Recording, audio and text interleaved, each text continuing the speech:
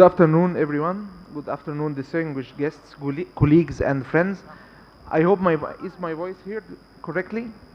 Okay. It's my honor today to welcome you here in order to discuss a panel about the African Union Advisory Group on AI.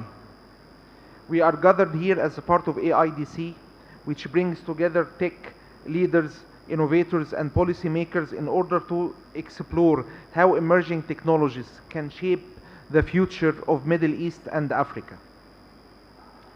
Again, in this backdrop, our panel will focus on Africa's collective efforts to ensure that artificial intelligence will have actually a positive impact on peace, security, and governance in the continent. Let me give you just a background of what is the AU Advisory Group on AI. In June 2024, the Peace and Security Council of the African Union dedicated its 1214th session on artificial intelligence and its impact on peace, security, and governance. The communique called on establishing a multidisciplinary advisory group to help the African Union integrate artificial intelligence into continental governance and its peace and security architecture. In May this year, the advisory group was established in order to serve as an advisory board or advisory mechanism for the African Union to ensure the positive impact of artificial intelligence. The advisory group consists of 5 members. Each of them represent one of the 5 African regions. In order to ensure this kind of ownership across Africa and diversity in mind and governance. So allow me to introduce the members of the advisory group. Unfortunately, we are missing our 5th colleague representing West Africa, Dr. Simpson. However, I hope he will join us in the next panel. So allow me to introduce my colleagues. Dr. Ntando Sibanda, which is representing Southern Africa. She is a professor at Women's University in Africa, in Zimbabwe. And her research focuses on the AI resource management in higher education. And her contribution in the advisory group is focused on the ethical aspects of AI governance and cybersecurity. And then we have our colleague, Dr. Kennedy Javuru, representing Eastern Africa. He is a strategic communication expert that actually provides advisory role to the Mayor of London. He has a PhD from London School of Economics in mass communication, and he is his focus or his contribution in the advisory group is to bring deep insight into how AI intersects with governance and public communication. And also my dear sister Arielle Kitio, which is an entrepreneur, actually exceptional entrepreneur in the field of education. She is the founder of Saisti and Tech Woman Factory and Mission Nova. These initiatives actually contributed for the education of almost 50,000 young people across Africa. She helped them in coding, in AI, digital creativity. As a member of the advisory group, she is redefining how Africa education or how AI can foster and strengthen education in Africa. And finally, I am Dr. Ahmed Abdelfattah Saleh, the Director of Innovation and International Digital Affairs in the Ministry of Foreign Affairs. I am the member also of the AU Advisory Group representing North Africa. My actually focus is on the future of AI and how the future tech, mainly artificial general intelligence and agentic AI, will impact Africa in different aspects. In this panel, we will examine how the advisory group is actually tackling many issues that will help the sustainable development of Africa. The panel will be like the organization, or the form of the panel will be like the following. I will ask every one of my colleagues, I will ask them a question, and then they will give a talk for 8 to 10 minutes. And then I can open the floor. If there is enough time, we can open the floor to receive questions from the distinguished guests. Hello, Ntando. Hello, how are you? So, Ntando, in Africa, the rapidly evolving digital landscape, how can we ensure that artificial intelligence is developed in a way and deployed ethically, while strengthening cyber security and building a culture of resilience against all the digital risks that AI might have? Okay, thank you. Oh, AI is AI has particularly changed the approach that we're taking towards peace and security. For example, we now have early warning systems whereby we analyze data from maybe social media using artificial intelligence. It also helps in our peace building, where we have AI-powered surveillance systems. It's also used as a strategic tool for peace and security governance. Hence, as a result, there's need to ethically approach the use of this artificial intelligence. So the AU came up with a continental artificial intelligence strategy, so that it makes sure that we observe human rights.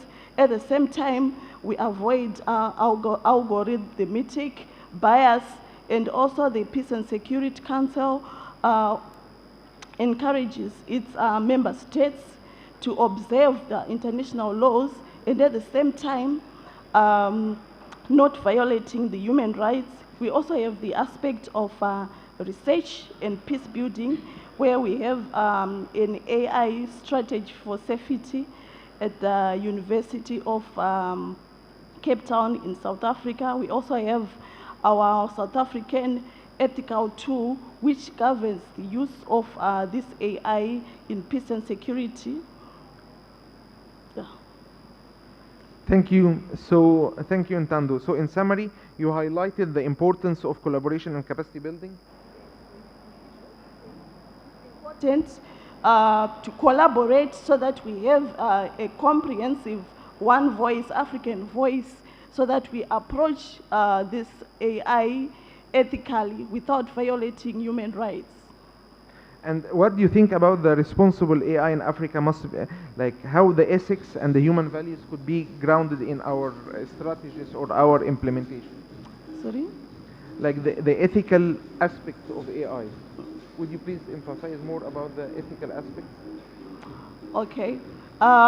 We should not violate human rights. At the same time, we should not violate the laws and norms in the African context. Thank you. My dear brother, Dr. Javuru, Africa's youth, they actually represent both the largest demographic and the driving force behind digital innovation. What's your intake about it? Thank you, Dr. Ahmed. I'm not going to go into details talking about the role that the youth plays that you've already mentioned in your introduction in regard to the mandate of AU AI advisory group. But like you've said, it's projected that by 2030, at least 40% of the young population in the world will be residing in Africa. And this presents both exciting challenges as well as opportunities. And you might ask, why should the challenge be exciting? It's exciting because AI offers unprecedented opportunities in the future, as well as opening up avenues for solving some of the key issues in the world right now.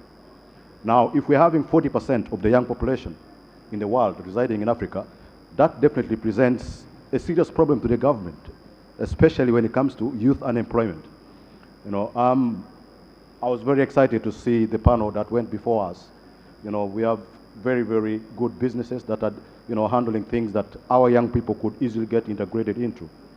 Therefore, AI presents an opportunity for us to engage our young people. You'll all be aware that a non-productive young population is a disaster to the government, especially.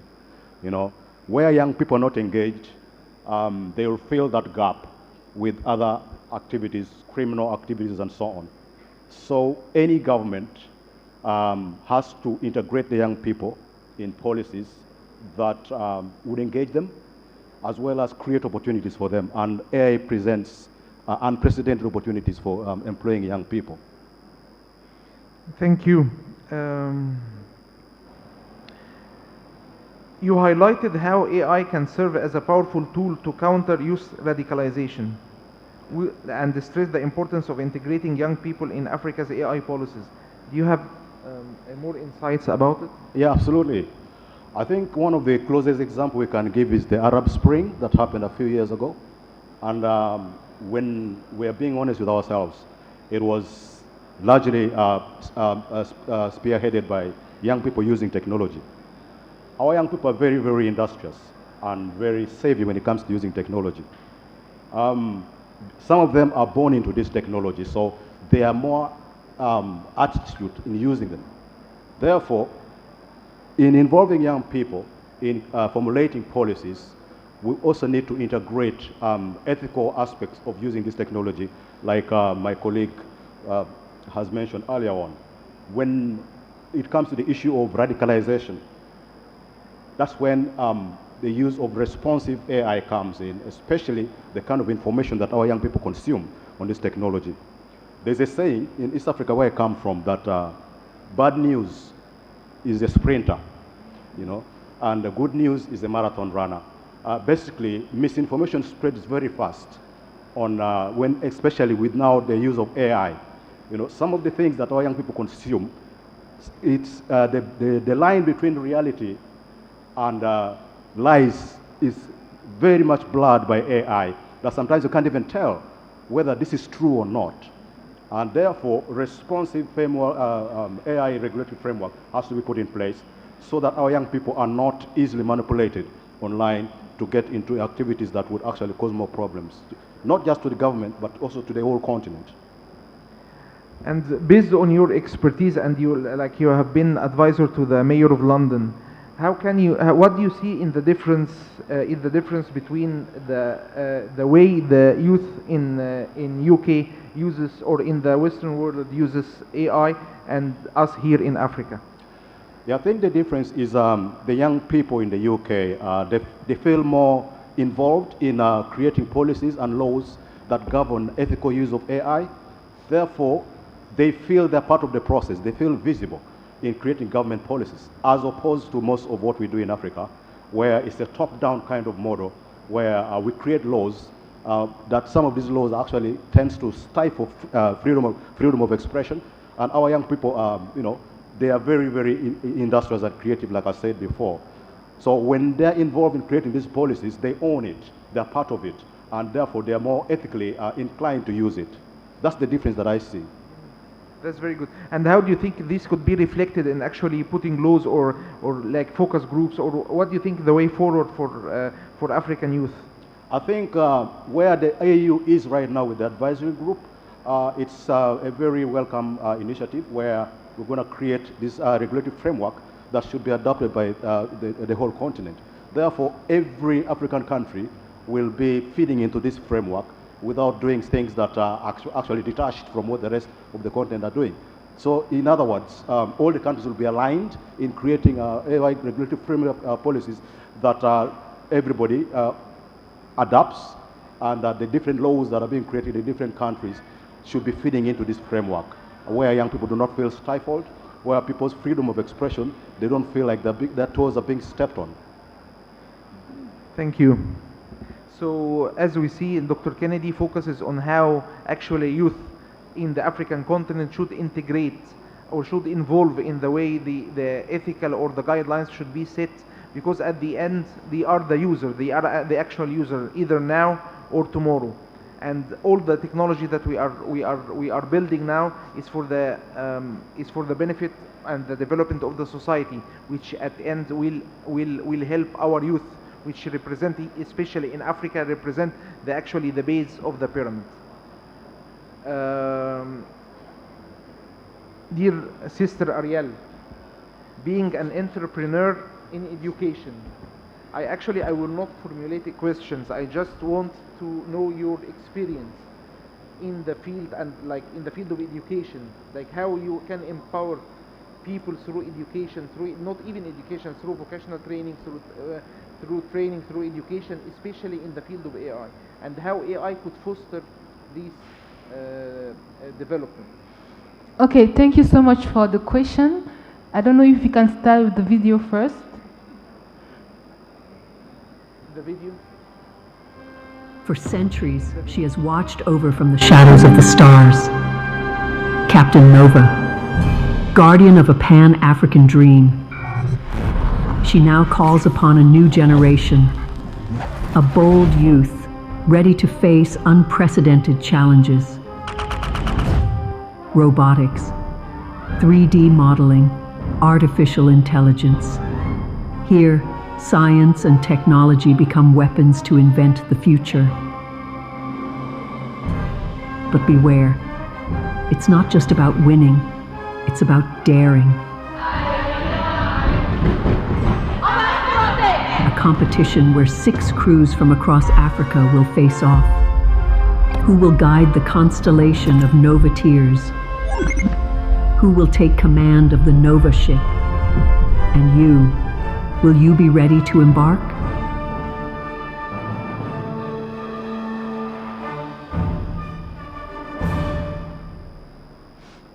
Okay, I wanted to display this video because I strongly believe that we have to be practical. We have to do initiation, hands-on initiation. So, and then we have to do it in an original way, because technology is no more something we teach in a classroom. It's a tool, it's a powerful tool, and every young kid, every young African should see technology as a tool to solve problems, to address issues, and even to have fun. So for me, if you want Africa to own its sovereignty, if you want Africa to lead AI, we should program how we are dealing with education at a younger age, because that's where we program the mindset of people. That's where we teach them to be proud. We teach them to be open-minded. We teach them critical thinking. We teach them problem solving. We teach them how to use technology for human beings especially. So on the daily basis, you have different way of doing this kind of programmation of the mindset of students. So we use this kind of tools like competition, like cartoons, like everything, because you know, when 60% of our decisions are emotional. So we have to teach to kids about AI, about robotics and all those things in such a way that it touch their subconscious, it touch their heart, it touch their passion, instead of just doing it in a rational way. That's how we can help them to become leaders. For example, in this competition, you have kids programming captors for agriculture. We have kids programming AI for health. You have kids using 3D modeling for financial education. So we put them in a situation where they can see that how AI is a transversal tool that they can use in agriculture in different sectors. We put them in such a way that they see Africa not like a competition, but like people who can be together to solve a solution. That's why it's a Pan-African program where you can meet, you learn how to learn from your neighbors, how you can use strength of your neighbor. Because when you're talking about AI today, you have infrastructure, you have data, you have algorithm, you have politics. As we are still behind, a country cannot do everything by its own. Maybe Egypt will be very strong in infrastructure, Cameroon may be very strong in algorithms, how we can partner together. When you have this kind of program where kids from different countries learn how to work together, then they will grow up knowing that we have to collaborate to be strong together. So that was my main message about how we can initiate the younger generation to be actor, to own technology, and then to grow with the mindset of solvers, with the mindset of creators, and to be on, we are proud of being African, we can create, we can work together to have solutions for our country and continent. Thank you so much. Actually, and since we are in an expo and conference about AI and entrepreneurship, I am actually very interested in your experience as an entrepreneur in Africa, in the field of education. I want to know, like, actually, I think the people will benefit more in knowing how did you build your companies, and how did you actually was able to reach people in Rwanda. Like Arielle is from Cameroon, and so how were you able to spread across sub-Saharan Africa? We need to get more from your experience. Okay. Excuse me, I'm a bit cold. I will take 2 examples of what we are doing actually. So we developed an AI model that helps at primary school level, because you know in our countries we have overcrowded classrooms. So you have a teacher with 60 students. How the teacher is going to do to know exactly the problem of each student. So generally what they do is that they work with the faster one and the most clever ones. So what about the other ones? So we build a model that helps the teacher to just scan the copy, and then to have the scanner will correct automatically the copy, and it will tell them this cluster of students have problem with addition, this cluster of students have problem with multiplication, etc. So thanks to AI, the teacher can have more time to do remediation according to the strength and according to the weaknesses of each specific student, because he have a dashboard, an instant dashboard that tells him what are the weaknesses of every student. That's an example. Another example is what we call data science for education. It's a big dashboard for the country that will help a mayor to know where I should build the next school, for example, according to how the population is growing, where I should deploy students, teachers, excuse me, where, how can I anticipate on the next schools, on the next result, on everything, knowing the data that I have. So we build this platform where we mix data, demographic data, data from school, data from parents, data climatic data, and 7 kinds of data that help the mayors especially to take the better decision for education, to manage the education in the region, for example. The other and the last example I would take about AI and in education is about mother tongues. So for example, we know actually English, for example, I'm a French-speaking person, but we use English everywhere. My country, for example, we have more than 200 languages, and these languages are disappearing. So actually, we are working also on how we can use AI to have to help this our language. How can I say? Low resource languages to be used even in AI, because when you go in the villages, you cannot talk into English with your grandmother, but how she can still benefit from AI using her own language, mother tongue. So also we are using AI to help schools in villages where we speak in a mother tongue, how we can use AI to help those students in rural areas to still be able to learn faster and with equity. So these are 3 examples of how, for example, we are using AI for the sake of education in our regional zone. And today we don't have any more barriers. So when you're talking about Rwanda,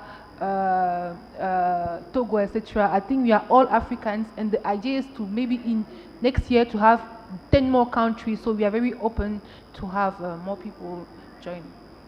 Thank you so much. And also I'm curious to know what are the difficulties that you faced in introducing AI in education, because usually we say that cultural change is even more difficult than adopting technology. So, like, how could you able, how were you able to actually convince people to adopt AI in education? I think for me, the main difficult thing was not to convince people to use, because when I'm talking to a teacher, he understands. I'm solving a problem that he's facing every day, so I don't have to convince him, because he doesn't know how to manage all those students, so he's already convinced. But the problem is data, because we have a lot of data, but the data are on papers. Okay. So the first and most critical thing was to gather data, to clean them, to be able to use them to have maybe take decision or to anticipate. So that was and that is still the main challenge.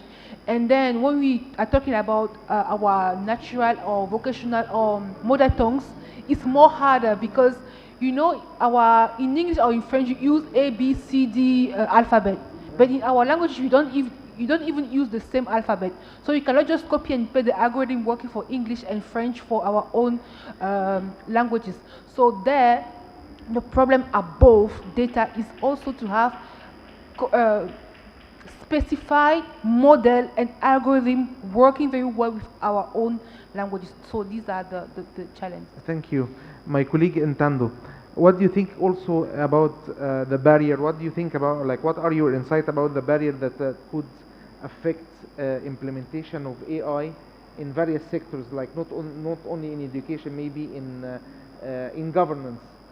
Do you think that there are barriers to convince government or to convince farmers or to convince teachers to actually start implementing AI systems in thousand parts from in Zimbabwe and abroad? Okay, thank you. I think there is the issue of governance gaps, because AI is now outpacing the policies which are already in place. So it becomes a challenge. We have to come up with new policies and strategies which fuse in artificial intelligence. There's also the issue of infrastructure. There's the issue of digital divide. It brings then challenges, since there's the issue of maybe data or even the infrastructure to support the artificial intelligence. Hence, it hinders the adoption. Okay. I feel Kennedy has something to add in this part. Yeah, I just wanted to substantiate on what my colleague has said. When it comes to AI, especially trying to buy in government support, we still have a lot of suspicion. In Africa, especially when it comes to AI, our governments look at AI as a kind of a system that is being used to manipulate our people, or young people for that matter. So I think there's a lot of work that organizations like African Union, especially the AI advisory group, has to do to convince our government that AI is safe and AI is here to stay, and actually AI is the future. And I'm linking it back to what I said earlier on about young people, that if AI is the future, then our young people should be the one to lead, a future-proof AI in Africa, because they are the future.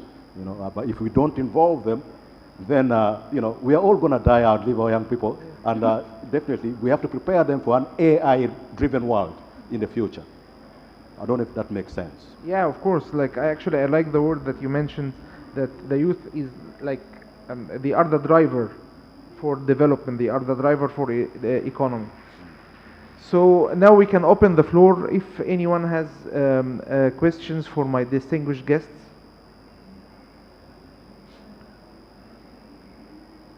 Okay, so as we are bringing our panel to an end, I just want to highlight one thing.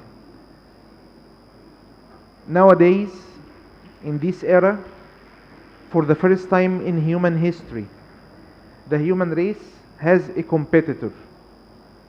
This competitor is AI. Since the adoption, since the term artificial intelligence was coined in 1956, till now, the main goal of scientists were to reach human-like intelligence and the machine to get this level of intelligence. Nowadays, this goal is converging. Actually, we are reaching that level, the level that the machine could get human intelligence and even surpass it. In this sense, we should actually turn this tool for the benefit of humanity, not against it. We should harness the full potential of artificial intelligence, of the capabilities that the machines will reach in order to benefit humanity. We, I mean this generation, we will be the only generation in human race history that will that will witness the moment that machine or human invention can get more intelligence than human. We can reach artificial general intelligence or even artificial superintelligence.